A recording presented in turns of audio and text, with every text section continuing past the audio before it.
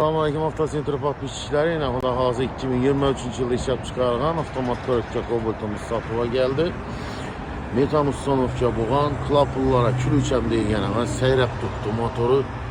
ABS həmmən əsası var. Kraskəsi 100% zavodskoy, taza. 4 tane yumuşak balonlarım koyulğan. Maşın 30.000 kilometre yurt tuttu. 200 dolarlık monitorla. Mini video kameralarım, Çixop, Polik həmmən ərsəsi bax. Magikar Putnam 909 nə xiladan koyulğan. Ne görüşsəniz mümkün.